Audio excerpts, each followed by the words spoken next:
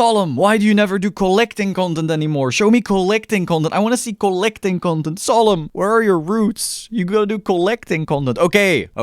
Like I said, if vintage Yu-Gi-Oh cards were to go down, I would start buying. And I have been buying. There's a specific type of card that I have been buying. And finally now, I have a few. I want to show off what I've been getting. However, these cards are not being graded by PSA. PSA just refuses. So I still wanted to preserve these cards nicely, and here we have CCC, a grading company from Europe. I am not sponsored right here, I just found their slabs beautiful. They are also probably the most strict grading company I have ever seen in my life. Whenever we talk about PSA grading, BGS grading, it's like, oh, it's a weak 10, it's a strong 10, it's a...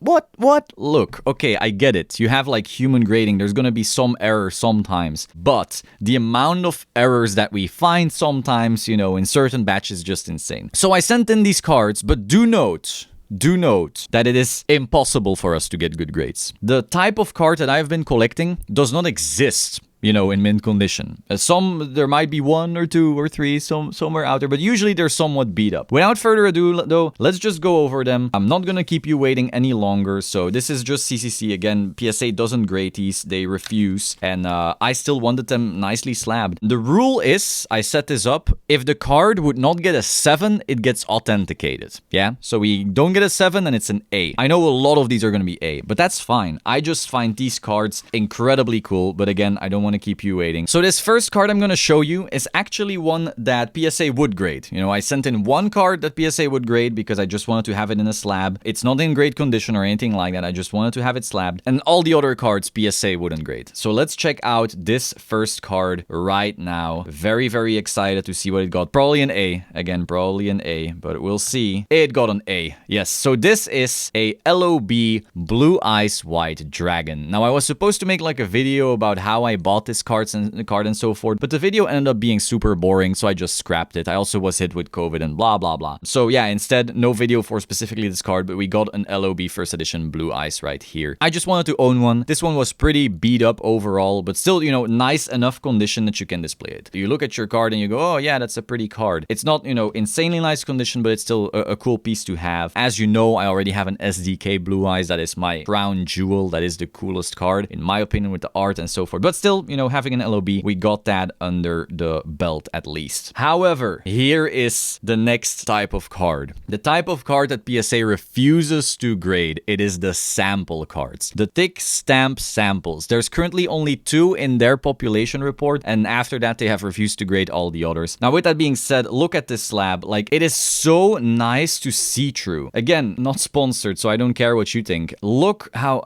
the glass is like you can go through it, and there's also no inner sleeve like with BGS. So like if you own BGS cards, which I do, you have like this thick sleeve. Notice how you have like these warbles that makes it impossible to look at or take a photo of. Really not nice. This is like the clearest slab ever. Like there's no clearer slab. And again, look, whoa, this card is beat up. These are just so nice. So for that reason, I went with this for my samples, but absolutely incredible cards. Really wanted to have them nicely slabbed up. And without further ado, let's see. Again, lots of these are going to be just A's because they're always beat up. They're super old, 2002 original cards. We're gonna go... Whoa, we got a 7. Okay, I thought they would all be authenticated, but no, we got a 7. Okay, we have a 7 on Trap Hole. So super iconic card, Trap Hole, of course. Also part of LOB, but there it's a super, whereas here it's just a common. So we have a 7 on the Trap Hole. Okay, pretty happy with that. Next card right here is an authentic on the Neo the Magic Swordsman. Okay, that's fine. So as you can see, the entire starter deck Yugi, except for the foils, was made into the sample cards. And basically, these were used by judges to then show people how the game worked at the very, very start of the game. So some people speculate that this is one of the first prints of cards ever. Oh, we have an authentic on the D-Spell as well. So some people speculate that these were like the first to just get people started. Some people say it's the WB Summon Skull that might be the first. Again, you can fight about it, but these are like rare and old as hell. Love these. These are so damn cool. And of course, CCC uses like special machines and so forth to check everything. So they authenticated these. This is also why PSA actually refuses to, because they don't find like original source material to say, oh, these are real cards. But everyone who's in this hobby knows they are real cards. And again, you can just do your work. Whoa, we have a 7 Witty Phantom. So we already have 2 7s. That's actually pretty cool. So we got a 7 Trap Hole, 7 Witty Phantom, and then we have these 2 got authenticated instead, together with the extremely beat up Blue Eyes. This was never getting a 7. That's already very, very clear. So very excited for these at least. Okay, we have our 7s. Again, like these are always so beat up. It's absolutely insane. Now, of course, if you send them to a less strict grading company, you might get a better grade. You might squeeze out that 8.5 or whatever. That's not really happening with these guys. Like I even have sent in the mintiest of minty Vanguard cards, and even those just refuse to get 10s. They always find like, oh, look at this, oh, look at this, oh, look at this. So you actually know that your grade, you know, means something, which is really, really cool. But again, you don't really have the financial plussing, of course, with this kind of company because they're super new. So be aware of that risk. You know, if you're just going to try grade and flip, this is going to be much riskier. Kind of the same issue as CGC has, and even BGS to some extent as well. So next up, we have another card. Let's see. We have an 8 on the Dragon Zombie. Whoa! That is actually really hard to get. That is wow. I'm actually impressed. So we have our Authentics, we have our 7s, and now we even have an 8. Wow. I don't think today we are getting something better than this, by the way. Like, I do not see us getting more 8s. This is probably my highest graded sample and will probably remain the highest graded sample. These things are just so beat up all the time. So next up, we have an Authentic Sorcerer of the Doomed. Wow. This card was always so creepy. Like, look at this art. Holy shit. Who thought this could be part of a children's card game? Crazy.